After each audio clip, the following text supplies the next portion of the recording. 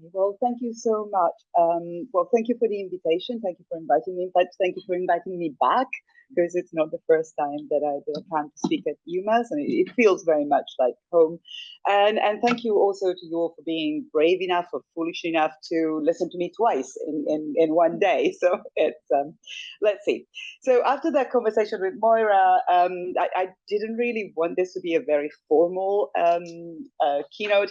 I think, in a sense, partly because I knew that there would be a certain kind of energy or coming out of that conversation, and partly because when you start more regularly myself talking, as you have just seen, you don't know where you end up. So I didn't want to. I didn't know whether we would be stealing my thunder in a way, but hopefully you will be hearing some echoes of what we were saying in what I'm going to say now, and also you will see some of the pictures. We saw some pictures that represent some of the work, some of the visual work that Moira has been working on. In my case, my slides will be illustrated, starting from this one, by the work of the beautiful work of three women: Bia More, that's some of her work, Lucy Calipari Marcuzzo and Filomena Coppola, who identify as part of the Italian diaspora. One is based in the US, Vermont, and near here in Boston. And the other two, that's Bea, and the other two, Lucy and Filomena, are in Australia. Their art and voice are very much in dialogue with the themes that I'm dealing with here. And I will only comment on those images in passing, not in depth, because that would take us too much time. But I'm more than happy to return to them in our discussion if you are curious to know more about them.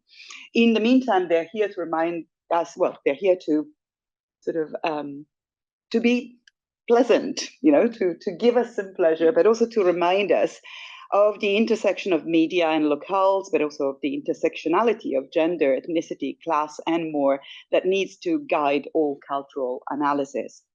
Now, besides their artwork, now let me do this properly. Yes, I have done it properly.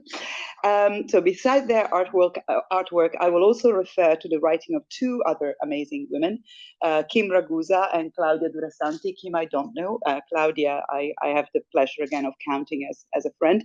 Two writers who, in different ways, belong to the Italian diaspora. One, Kim, identifies as African Italian American. The other one, Claudia, was born in Brooklyn, grew up between the US East Coast and rural southern Italy. And she's also a CODA. She's a hearing child of deaf adults. Their work speaks as well as speaks back to Italian cultures in many ways. So let me start from my title and from your title. So if I do this now, I should be going back. Yes, fantastic. Let me start from my title and then also from your title, the title of this conference. So my title is Translation as Trace in Multigenerational Tales of Migration. Now, there are three keywords, three content words there, but function words, we were talking about this yesterday, function words count too. So trace, translation, migration.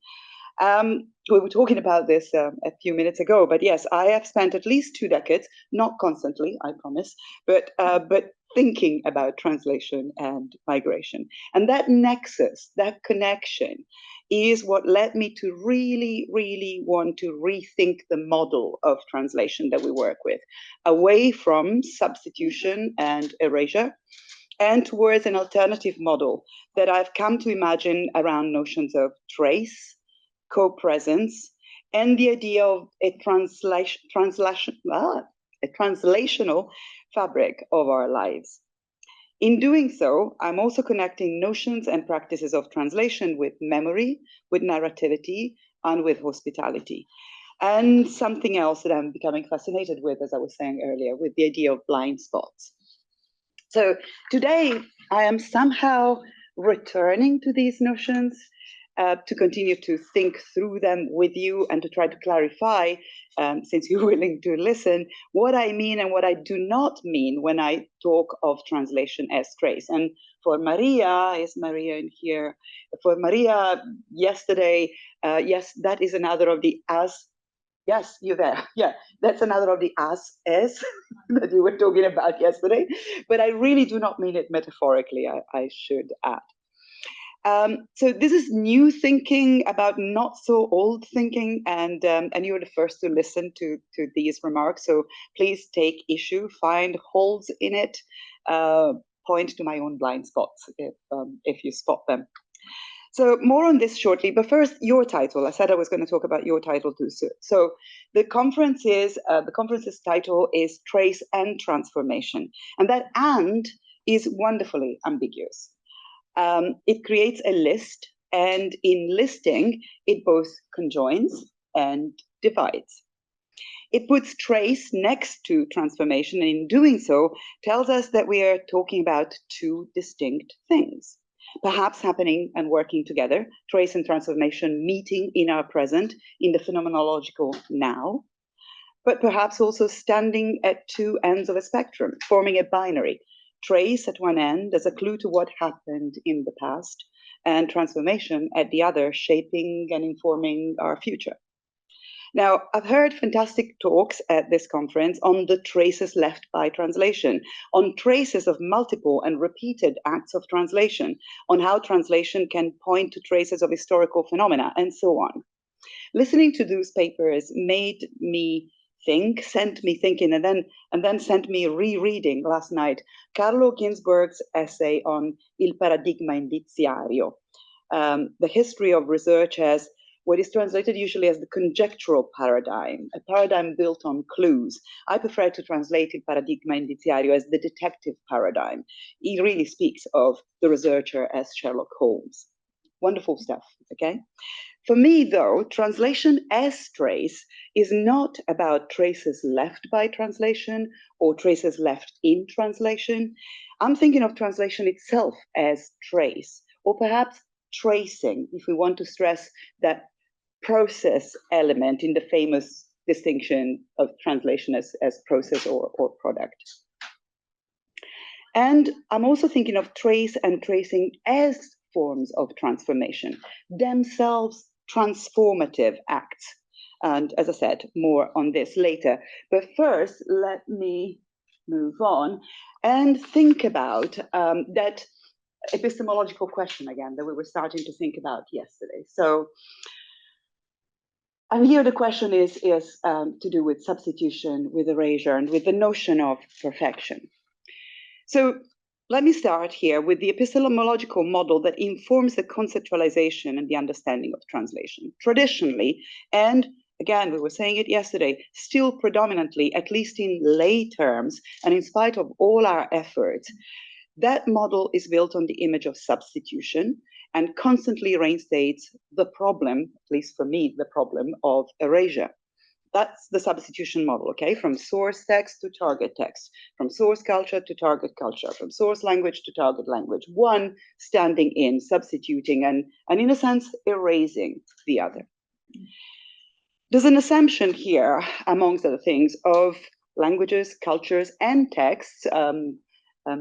Emmerich's book was mentioned yesterday about the fact that texts are never finite and then there's no source as such. But there is an assumption in that model, in that substitution model, of self-contained texts, self-contained and stable texts, and also self-contained and stable languages, cultures. And these are, of course, notions that a number of scholars, Naoki Sakai among others, but I could name others, have clearly and thoroughly debunked.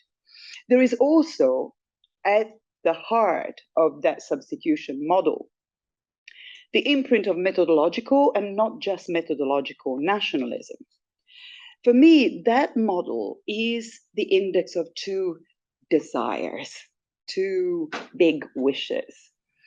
One, the pre-Babylon or anti-Babylon, whatever you want to call it, desire to make translation and ultimately multilingualism, but also difference, diversity, as a problem go away. To solve it forever, whether through assimilation, so there is no difference left, or simply by making the whole thing invisible and inaudible. Everything's translated at source and you don't even have to hear the foreign speak any longer. The twin desire, though it's a paradoxical twinning, and I'm aware of that, is the desire for perfect translation, which, given its condition of impossibility, there's always a residue, there's always something left, there's always something added, whatever it is. But given its conditions of impossibility, that desire for the perfect translation damns translation and translators eternally to failure, and makes, therefore, the desire for translation to go away, to be invisible and inaudible, even stronger. Now, by the way, I read the current debates on AI and translation, as well as the ongoing discussion on the notion of untranslatability through these desires, through these two twin desires of making it go away and also of making translation perfect. And another, by the way, as you will have already guessed and felt, a lot of my thinking on translation currently is parsed through affect and affect theory.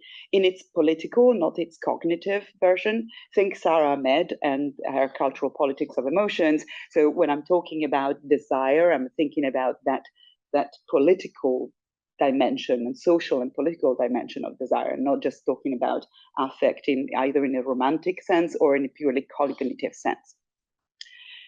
So as you'll hear, by the way, you'll hear Sarah Ahmed's name a few times in this talk, but let me continue to think about beyond this model and what I said I was trying to think of in terms of different alternative models.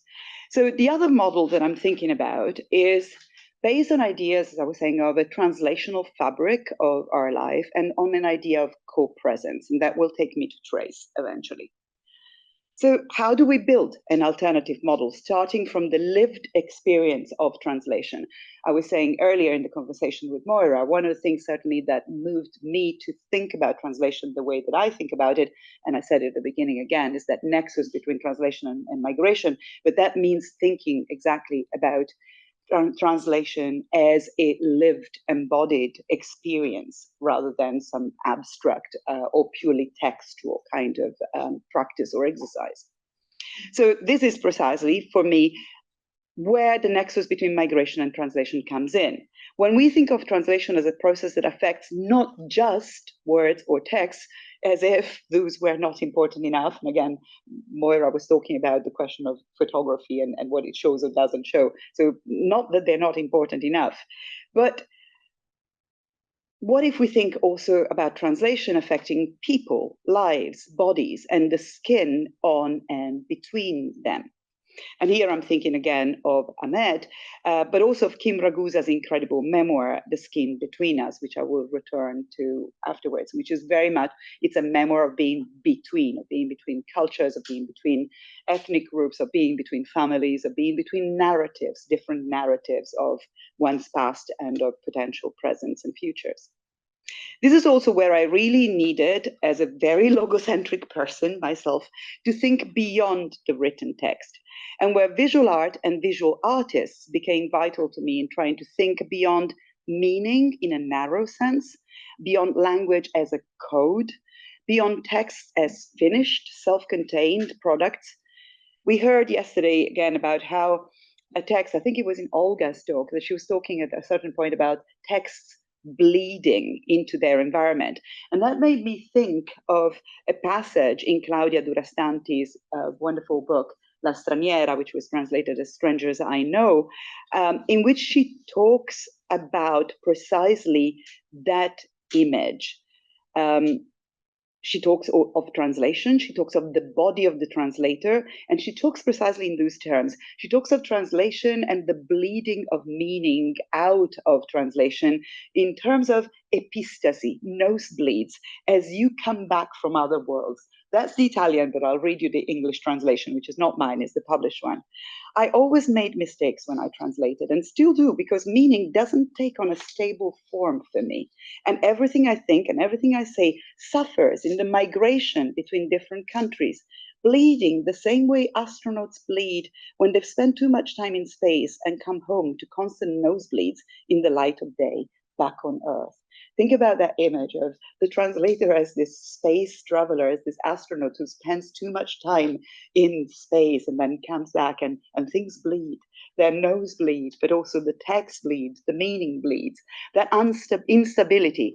On the one hand, yes, it may lead to, she calls them errors, fine, but it also means that there is a constant osmosis between translation and its environment.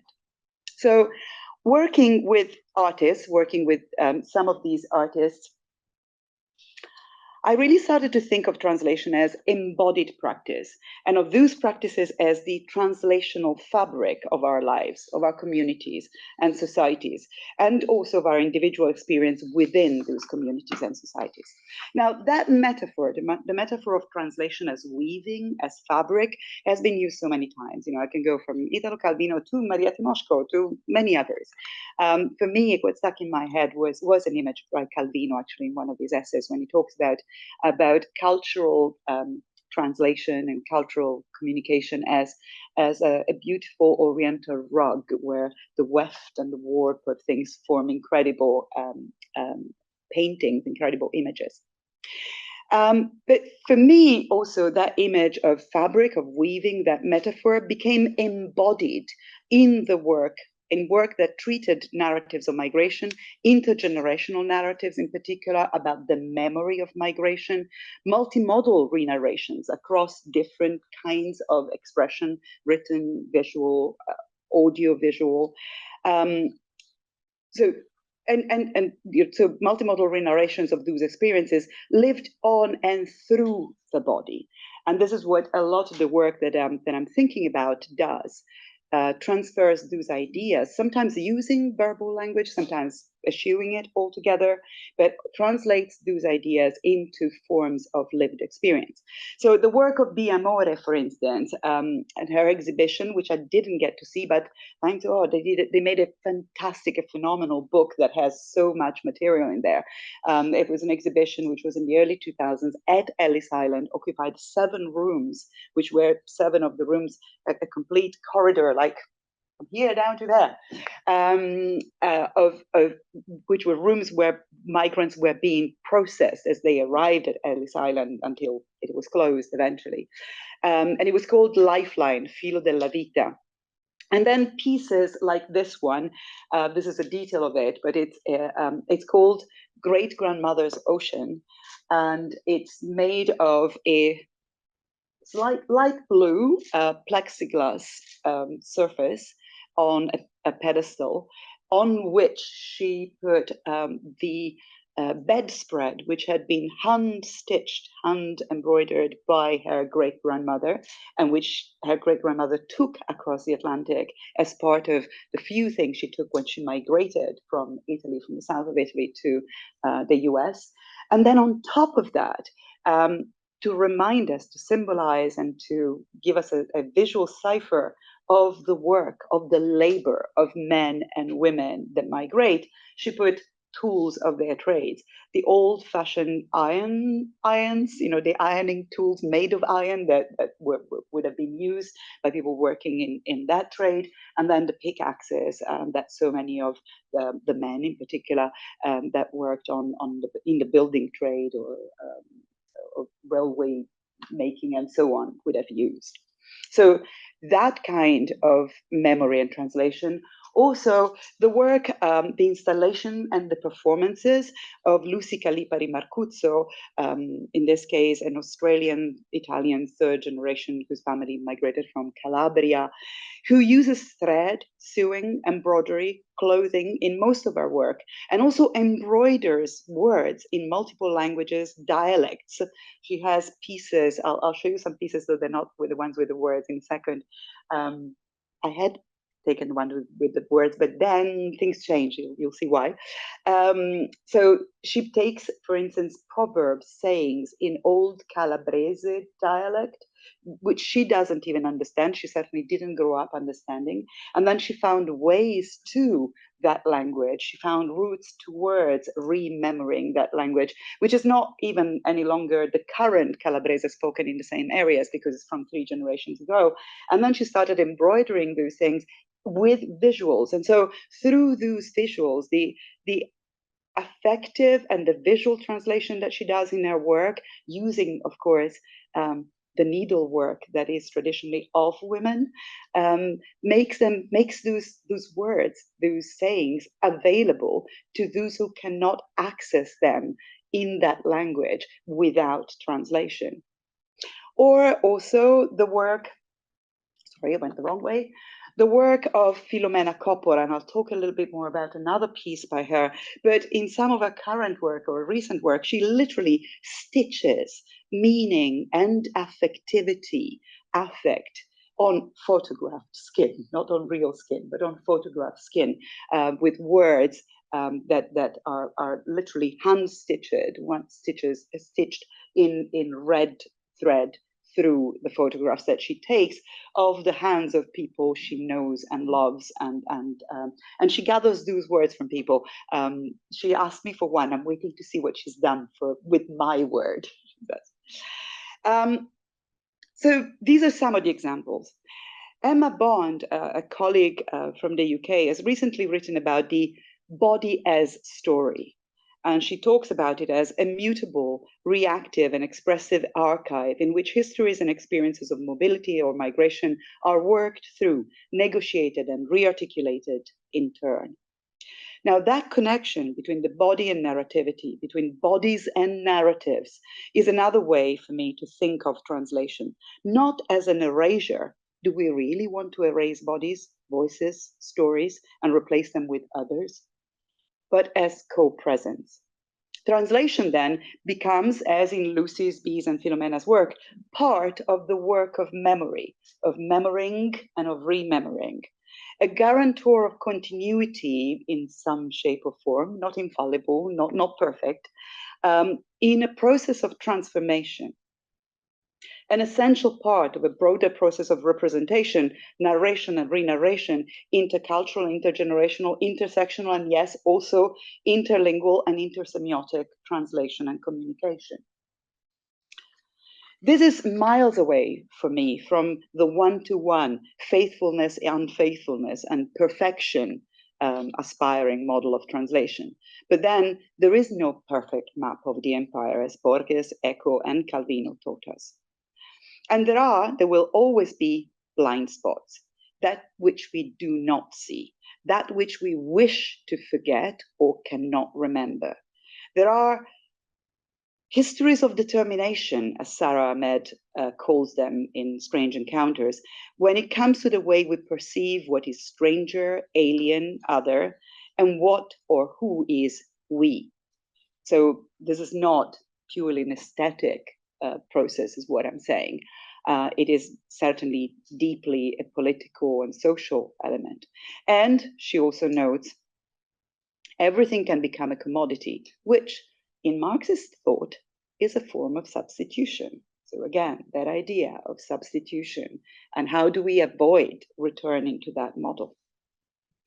But translation as a form of co-presence means that there are still stories written within the stories, that there are paths that we can follow, embodied memories that we can recall. One of the best experiences with my students, and again, I keep going back to the experiences with my students, where a couple of years ago, Bia More and Lucy Calipari Marcuzzo managed to come together to Stony Brook for a workshop, and that was the first time that I'd managed to also get them together. And I tried to get Moira there too, but she couldn't, unfortunately. She was still head of department here. I blame it on that. But anyway, so we had them in the same room, and we did some fantastic workshops. But one of the most moving moments was when Lucy sat us down. I had a small evening class, and we were all women, but one colleague who was there.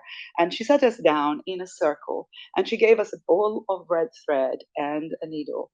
And she taught us, or in my case, reawakened embodied memories of how to crochet.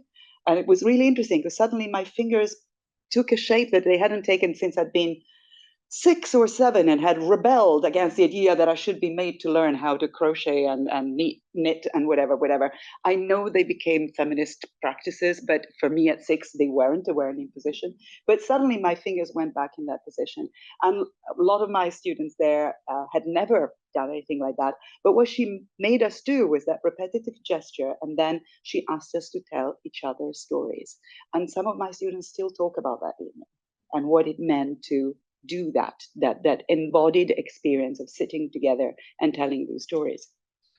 And so the other thing I said, I had decided to show you a picture where there were the embroidered poem, proverbs, but then I didn't, because as literally I was writing this at 7:30 this morning, my phone pinged, and it was a message from Lucy saying, look, this is my latest installation, which is called Threaded Visions, currently displayed at the collective show Threads of Dreams and Realities in Melbourne. So there's also magic in these processes. I think there is some of that serendipity that we were talking about before. And so sometimes I think, okay, I look at something like this, that eye that goes across the whole of the Mediterranean, that you find in Turkey, that you find in Lebanon, that you find in the Arab world, that you find in Italy. And that's the eye, the words of evil. And she's embroidering that in so many different ways in which she has encountered it and putting it up on that wall. And I'm there thinking, okay, I make all this effort to put things into words, and there it is. Or I also think, okay, so we're a worldwide community of white witches. Okay, because she literally sent me this as I was writing. So I said I would also speak about trace, and this is where, to the courtesy of Moira and the discussion last night, again, this is how things are going. I give you Pigpen, okay, from Peanuts. So we'll get to that. So as I already said, I'm not thinking of trace in terms of clues or the detective paradigm, okay? As I said, Carlo Ginzburg and detective paradigm. That's really interesting, but and the fact that I'm not thinking about that doesn't mean you shouldn't be thinking about that, by the way. I'm just saying that's not what I'm thinking about. I'm also not thinking of traceability in the way, this is not a question of authenticity and traceability in the way in which in quality assurance or product origin kind of processes we do that, all the way to the pasture that fed the cow, that produced the milk, that went into the milk, the cheese, et cetera, et cetera. No, I'm not thinking about that. That may still be part of the traditional translation process, think quality control, quality checks in the language industries, which is perfectly fine again, but it's not what I'm talking about. Ultimately, what I am not thinking is of trace just as a process or a gesture of looking backwards, okay? Because if you think of trace in terms of clues, you're following, in a sense, back. It's like the breadcrumb trail. You're following back the traces that were left in order to get back to the point of origin. And so I'm not doing that with trace, and the same goes with translation. A few years ago, David Johnson, quoting Jean-Charles Vegliante and mixing his myths, by the way, mentioned in one of his talks that I attended the problem of translation the problem of the fact that translation is always looking backwards when it should not. So Orpheus and Eurydice, okay? You shouldn't look back, but you can't avoid looking back. And therefore being turned into a pillar of salt. Okay, so I said he was mixing his myths. Okay, fine. And the traditions, Greek, Roman, biblical, fine. But the point is well taken. Translation cannot be always looking backwards and should not be judged that way or only that way. That takes us back to substitution, unattainable perfection, and all that jazz, all that stuff, okay? Instead, remember, trace is already transformation. Trace, or if you prefer, tracing as an active kind of practice, okay? Tracing is always already going forward. So as Moira reminded me, Pigpen is surrounded by all this dirt, stuff, whatever it is, backwards and forwards. And where is he pointing here? I don't know. I took that one because on top of that, there's also, whatever direction.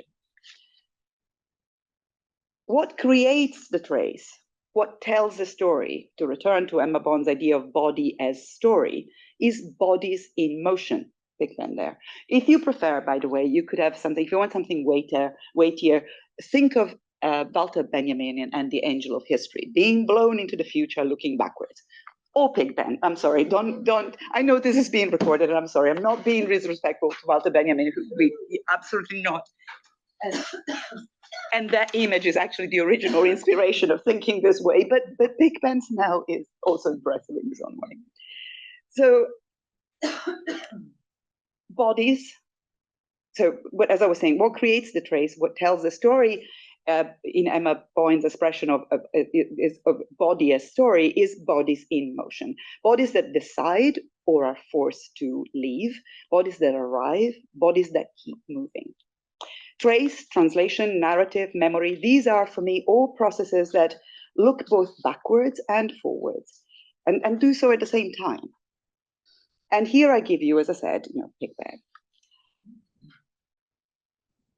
But with Pigpen or with Benjamin's Angel of History, I also keep thinking memory, which is part of this process of translation, of intergenerational translation, of retelling, narrativizing, and so on. Memory is a future-making practice, and so is trace or tracing, especially in the case of migrants, of migrant artists, migrant communities as a whole. Looking forward means thinking about how we tell a story, why and for whom, how memory and translation are part of that narrative, how these narratives form the sense of who we were, but also who we are, who we perhaps hope or fear that we will become. The exophonic writer Alexander Hemmon put it perfectly a few years ago in a panel that we shared in Lisbon. Translation, he said, is the story of how I became who I am. Which doesn't mean that we're not also looking backward. Telling those narratives, as in Lucy's work, means honoring, remembering, sometimes celebrating, and also reframing, transforming, always already there with any retelling. The transforming, the retelling, the changing is always already there. Translation as trace does not cage us in the prison of authenticity or tradition, does not bind us and condemn us to repetition. You are an Italian-American woman, you are an Italian-Australian woman, you will behave like this. No, again, that's not what I'm talking about. But that's what the other model would be imposing. That or erasure, or being assimilated, becoming something completely different. Instead, I think that model that I'm thinking about frees us and gives us back access to our past so that we can re-embody it in new ways and positions. Think again of Lucy and her performances, where she very openly and very clearly performs a form of Italianness that is not what she is, but is a performance of a series of shots in that tradition, is an honoring of women who came before her, but who would never have performed the way that she performs, by the way. And I also always think of the work of another colleague, Marlon Sales, who in Michigan for years was studying archives of Filipino culture, which were only accessible to the Filipino communities in that area through translation. And so translation becomes a lifeline also to the accessibility of one's own tradition. Sarah Med, again, but this time in queer phenomenologies, describes what she calls the migrant orientation in ways that are very similar to what I'm thinking about here. Orientation, she says, are about feeling at home as well as finding one's way. But homes can be giddy places too, where things are not always held in place, and homes can move too, as we do. Homes are effects of arrivals and of their entanglements with the stories and the histories of those who stay put. This is all Ahmed. Migration, she continues, is a disorientation and a reorientation. And the migration and the migrant orientation is the lived experience of facing at least two directions, towards a home that has been lost and to a place that is not yet home.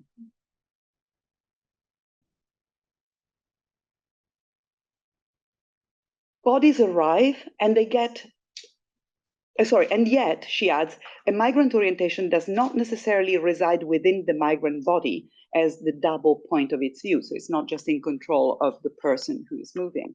Bodies arrive and they get directed in this way or that way as a condition of arrival, which in turn is about how how the in place gets placed. I don't need to tell you here at this point in time about the instability of homes.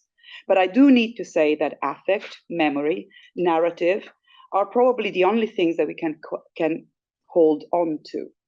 Carlo Ginzburg, again, wrote in a wonderful essay about shame that our homeland is not the one we love unconditionally, but the one we learn to be ashamed of. Michael Rothberg has written compellingly about the role of memory in the process of taking responsibility for the past, as well as for the present and the future. Miguel Benassayag told us that it's not with fear and sad passions, as he calls them, that we will build the future. And Gramsci, I always go back to Gramsci, said that the future can only emerge from the crumbling of the past when we're able to imagine it. That imagining, a conscious un-utopian, and I've toyed with this, is it un-utopian, is it anti-utopian? And maybe it's anti-utopian, actually, I don't know. But that imagining is what I see in translation as transformation and in its act of tracing, which is, if I try to pin it down, and I'm not happy with pinning down yet, something like this. So trace or tracing, as I think of it, and its connection with translation and migration, is something that remains, yes, that is left over, a trace of things past. But it is also something much more active, engaged, and engaging. Translation as an act of connection, co-presence, not preserving in amber, but reanimating, Benjamin, again, somewhere behind that, even if there is no guarantee of its absolute truth, its perfection, its finality and solidity. And here I thought again of Durastanti and that wonderful novel. And there's a passage, well, the novel itself is a constant querying of the truth and truthfulness and the achievability and accessibility of absolute truth. And there's this wonderful passage in which she talks about her mother. And she says, again, you got the Italian there, but I've got the English. My mother can't stand fiction. This is her deaf from birth mother. My mother can't stand fiction.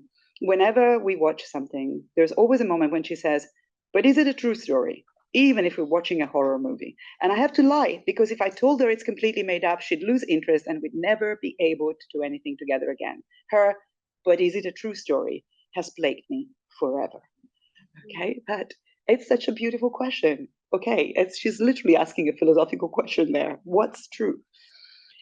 So tracing for me, as I said, is that co-presence, even if the absolute truth can't get to it. So tracing as a narrative impressed upon the body is also something else that I am thinking. And there I'm thinking of Ragusa and her amazing memoir, The Skin Between Us, in which she writes about the impermanence and the difficulty of being in her father's cultural and social space.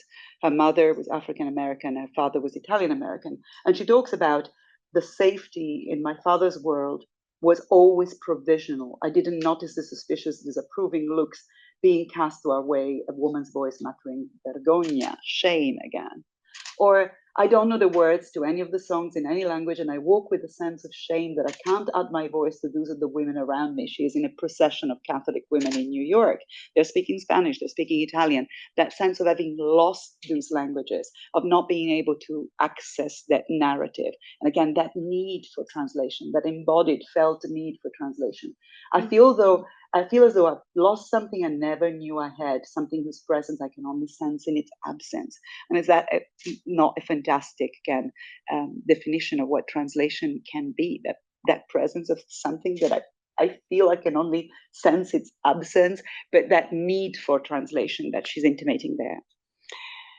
Trace and tracing and translation and translating are also for me then a form of fluidity, not stabilizing necessarily a text, but performing it, performing that narrative, reperforming it again. And tracing is also an act that marks and warns us of our presence in the environment. And here I want to show you quickly probably my favorite still piece by Filomena Coppola, which is called Mirror Rorem. It was an installation in 2011 in Australia, in Mildura. And what she did was she took dirt from the streets and sand from the river and created this incredible kind of like a carpet in a whole room in what was a colonial house in Mildura. Put her painting, which reproduces a William Morris tapestry and a local orchid, a native orchid of Australia, at the far end of the wall, and waited. And this is how it looked. So, she had meticulously sort of drawn this. If you see it from above, it reproduces again the pattern of the Morris wallpaper. And people hesitated at the door. And then eventually someone got in, because if you wanted to see the painting, you had to walk to the far wall. And that's what she wanted them to do. And eventually it looked like this. And when we were talking about it, she was saying, that is what I wanted. And that's what people hesitated to do. But once you go in, you start modifying your own environment. You trace it. There was no longer the Morris pattern, but it was a pattern of all those feet. But at the same time, we had sort of destroyed the piece of art that was there. And so for her, this was also literally a reflection on our presence and the tracing of the environment that we do. There's a very strong environmental element to Filomena's work in particular. Tracing and translation, finally, are also for me a form of not unconditional, but mutually transforming hospitality. And here I want to finish with, hospitality would take me in a whole different direction, rereading the notion of narratives of hospitality through tracing, translation, and co-presence, which I am trying to do through Ragusa and Durastanti. But let me close here by sharing a final story. It's from Kim Ragusa's memoir, and it's about Persephone, the myth again, another ancient myth, the myth of Persephone. And it's about translation and bodies in movement. Ragusa's memoir, The Skin Between Us, is a narrative of exclusion, racialization and racism, family and gender violence, and much more.